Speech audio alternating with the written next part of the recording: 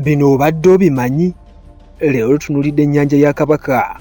Omuganda gy'oli naawe atali Muganda nga tofunanga kakisa katuukako mu bitundu eby'Emmengo ewali ennyanja eno.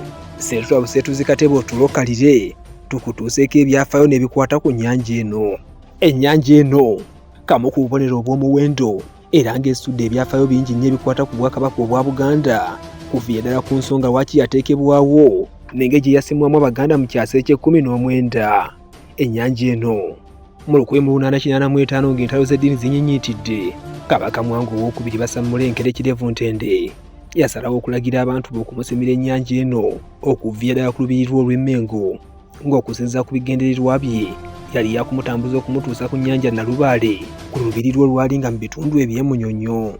Ennyanja eno yeeyambisibwa mu ngeri ez'enjawulo ku bantu abawangaalira mu bitundu bino eby'Emmengo, era nga kyakwenyumirizaamu ky'amaanyi eri Obwakabaka bwa Buganda nga bibukubiseeko abalambuzi okujja mu ggwanga lino, era ng'evugirwako amaato, obubaga obutonotono wamu n'abatambulira ku mbalama zaayo mu ngeri ey'okugirambula.